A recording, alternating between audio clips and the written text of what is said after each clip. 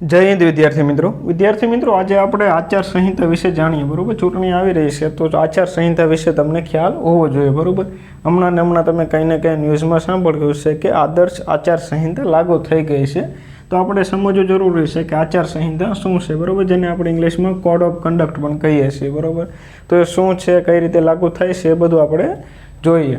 તો એની અંદર એવું છે કે ચૂંટણી પહેલાં કોઈ પણ પાર્ટી, ચૂંટણી પહેલાં જે આપણે ચૂંટણી પંચ છે એ કોઈ પણ પાર્ટી ઉમેદવાર એને નિયંત્રણમાં રાખવા માટે અમુક દિશા નિર્દેશ જાહેર કરે બરાબર છે, અને આપણે આચાર સંહિતા કહીએ છીએ।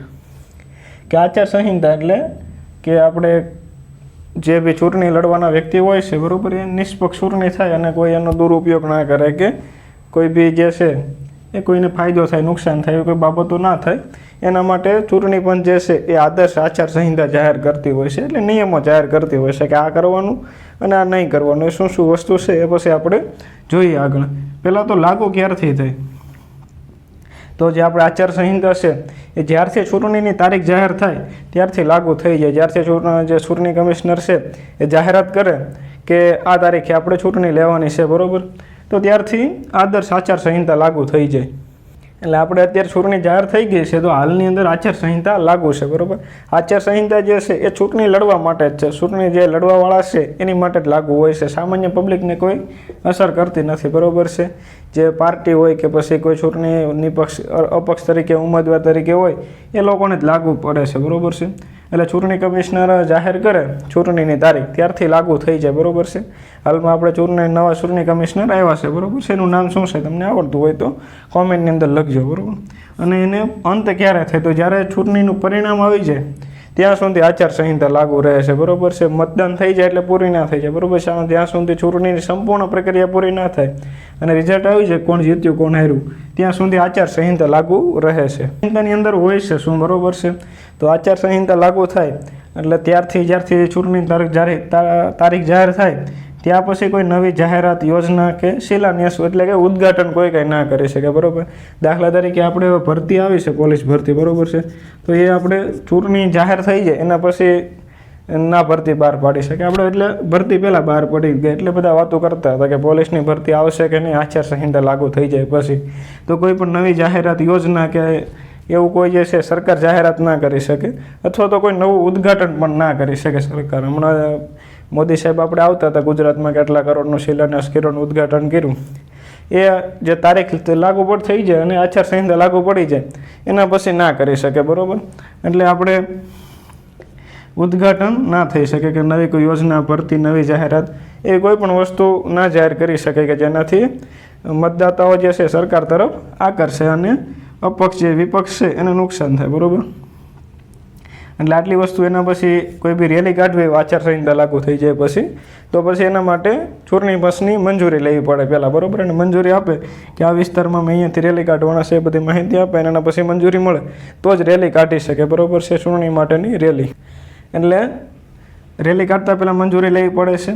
અને ચૂંટણીનું જે મતદાન હોય, દાખલા તરીકે આપણે 7 તારીખે મતદાન છે તો એના 48 કલાક પહેલાં એટલે કે 5 તારીખથી બધો પ્રચાર બંધ બરાબર, એના પછી 2 દિવસ પહેલાં એટલે કે 48 કલાક પહેલાં બધો પ્રચાર બંધ થઈ જાય મતદાનના પહેલાં, પછી કોઈ પ્રચાર ના કરી શકે। એટલે જે મતદાતા હોય છે એને સાયલન્સ વાતાવરણ પૂરું પાડવામાં આવે, એટલે એને ઇલેક્શન સાયલન્સ કહેવામાં આવે છે।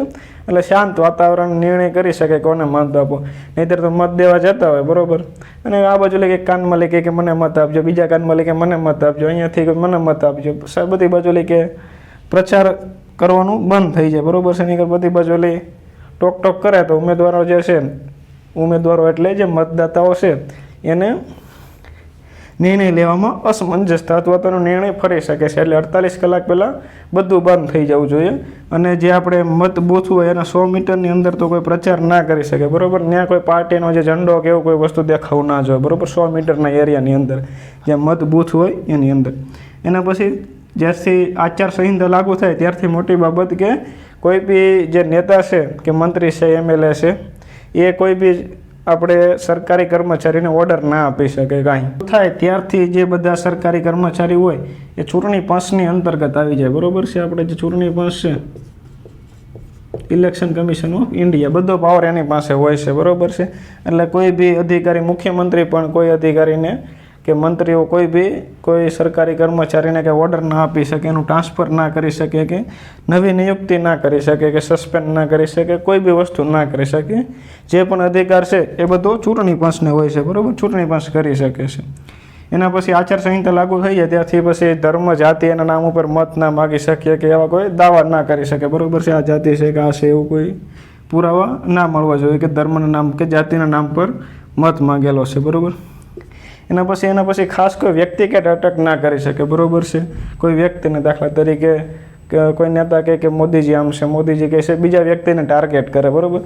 કોઈને ટાર્ગેટ ના કરી શકે, બરાબર છે, વ્યક્તિગત રીતે. અને ખોટા કોઈ બી ભાષણો કે ના આપી શકે. પાર્ટીની જે જૂના વિચારધારા છે એ પ્રમાણે થોડી ઘણી વાતો કરી શકે, પણ વ્યક્તિગત અટક ના કરી શકે.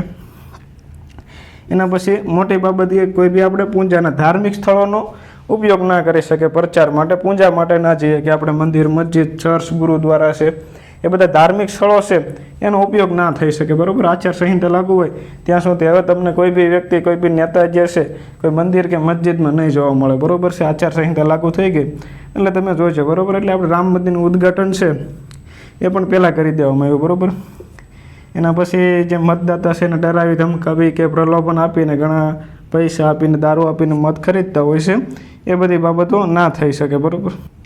એના પછી સરકારી જે સંપત્તિ છે અને સરકારી કર્મચારીનો ઉપયોગ ના કરી શકે.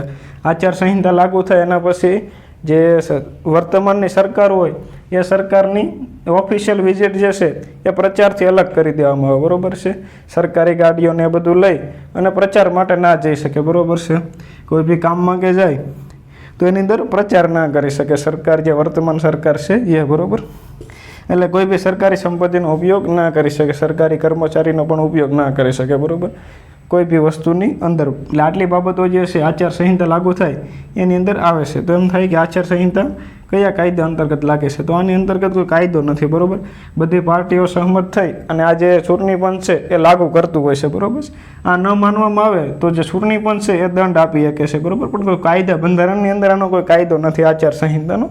1960થી લાગુ કરવામાં આવેલી છે આપણે આચારસંહિતા.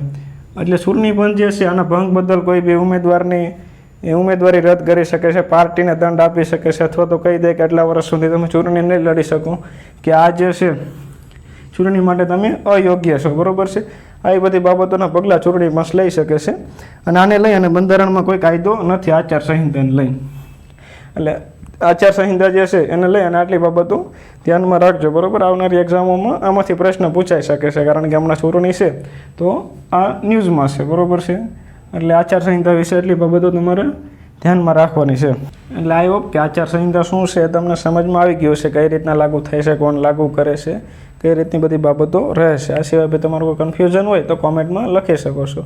બાકી આઈ હોપ કે તમને સમજમાં આવી ગયું છે. જય હિન્દ.